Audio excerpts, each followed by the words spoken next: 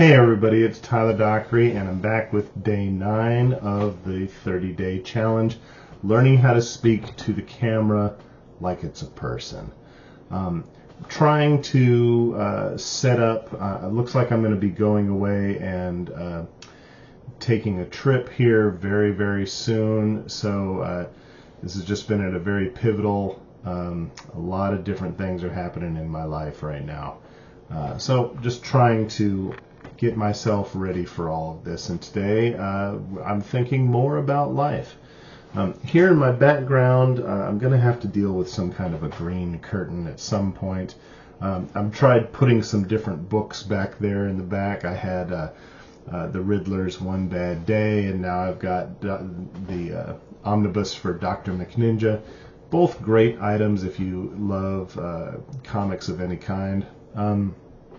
But today, I just wanted to kind of reflect and think about how everything's going right now. So thinking more about life, how do I feel about this challenge? I feel this challenge is going all right, and I really do appreciate the kind words that you're throwing my way. Even when things aren't positive reviews, like I really do appreciate those. Some of you are emailing them to me, some of you are noting them, and I'll take whatever I can get.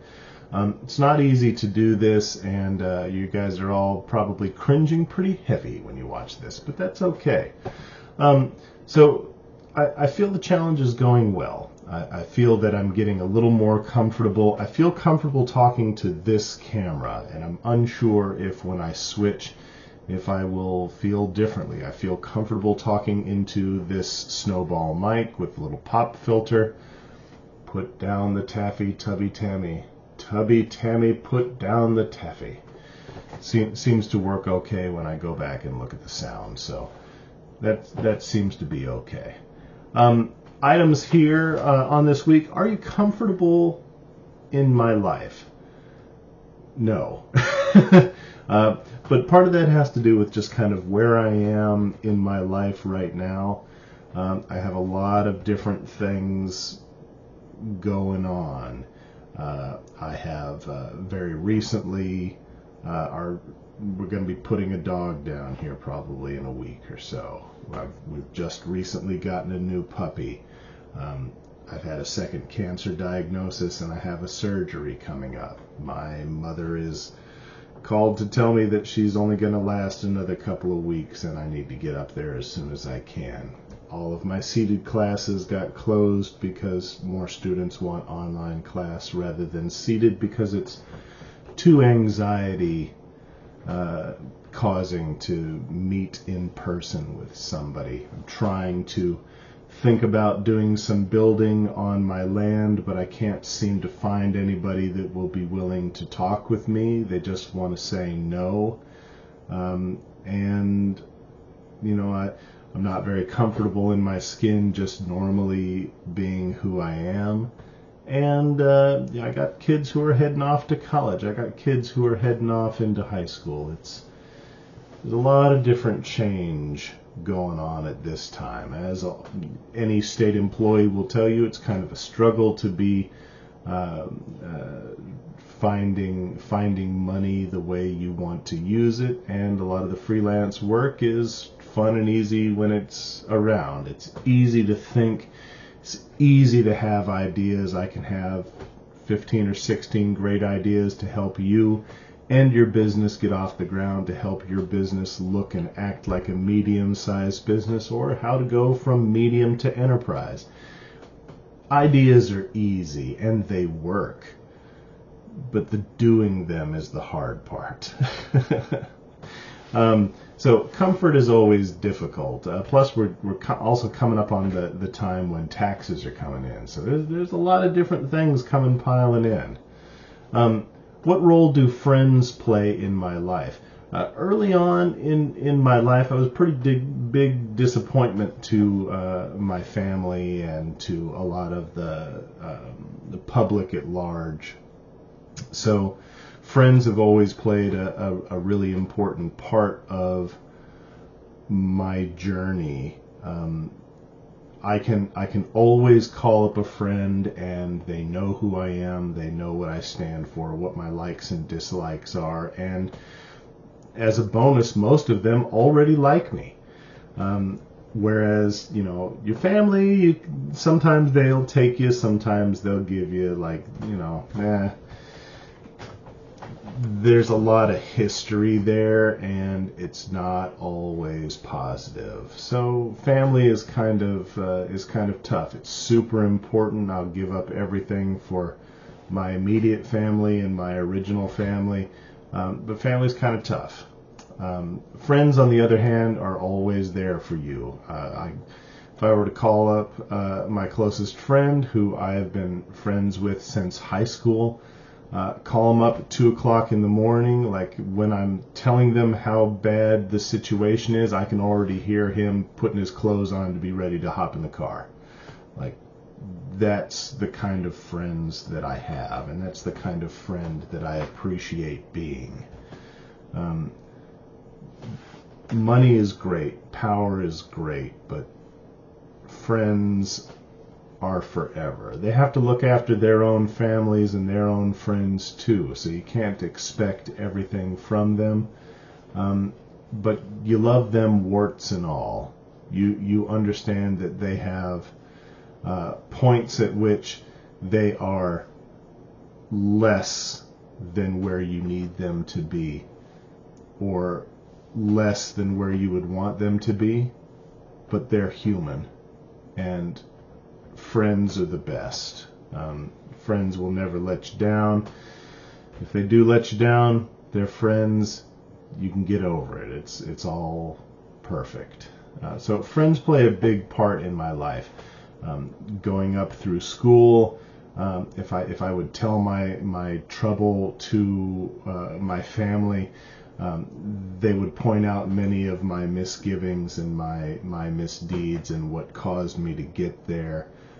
Everything that would come out of those conversations would be extremely negative, or they would point back to numerous failures in the past. Whereas if I would tell these problems to a friend, the friend is always behind you. They're encouraging you. They're pushing you forward.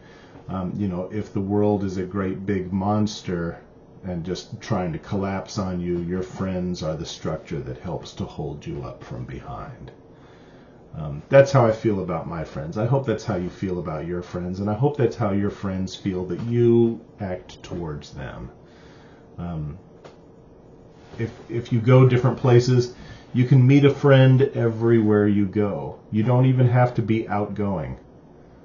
If you just treat people with respect. Many business owners, many business owners will tell you that the deepest form of respect that you can give them is a referral.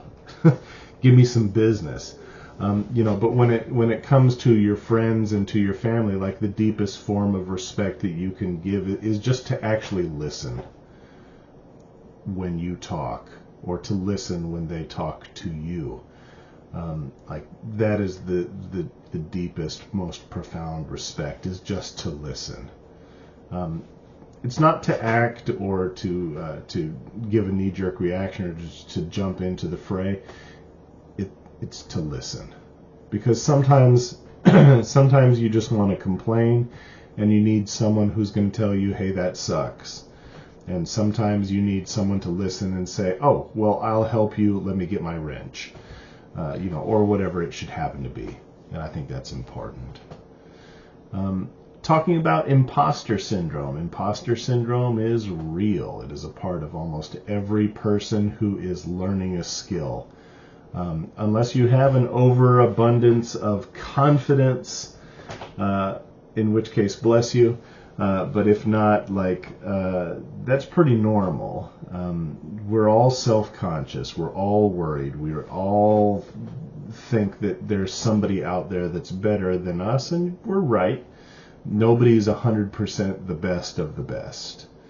And so imposter syndrome is really tough. It's something that squeaks in, and the best advice that I can really give to most people is that the part of your brain that deals with anxiety and nervousness is the same part of your brain that deals with excited.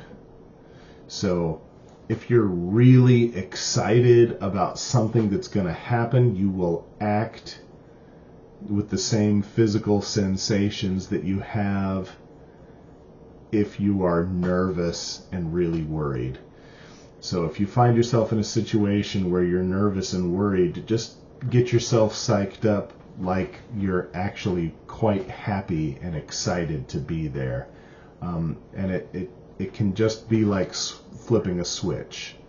So if you believe in it, it will work that way. And so that's a way that you can feel confident in yourself.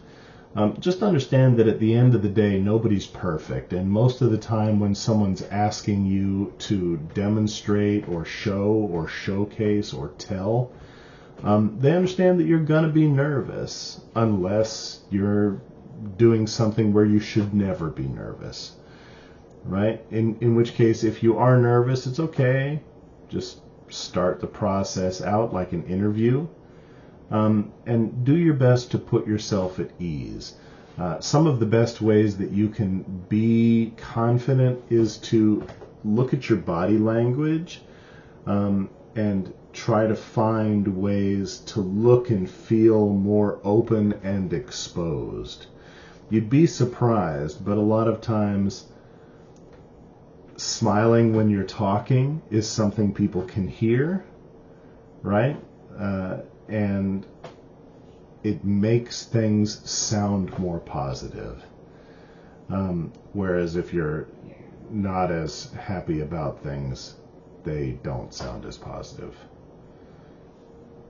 So be confident. Smile and walk through those steps pretty easily there. Understand that you're doing your best, and not like a, hey, when we see all the traffic backed up behind you, we see an adult that's trying their best. Like, if you're doing the best that you can do, it doesn't matter if you fail. Just do the best that you can do, and that's all good news. So feeling confident is kind of about a frame of reference. It's kind of about a frame of mind. It's kind of about how are you going to step into the role that you are trying to play. I know you've got this. All right, here we are. We're at the end of day 9. We're thinking more about life. We're moving on from other people's opinions. And I think maybe tomorrow we'll start talking about goals. Thank you very much. Look in the doobly-doo below for the 30-day challenge document. It just lays out what I talk about every single day. It's totally free. People will ask you to pay $400 for this, but I'm just giving it away. So please consider subscribing. Give it a thumbs up. Tell me why. Give me a thumbs down. Tell me what to improve. I'm going to listen to what you say. It really means a lot that you support me. So thank you very much. I'm going to try to get better, and I want you all to have a great week. Thanks.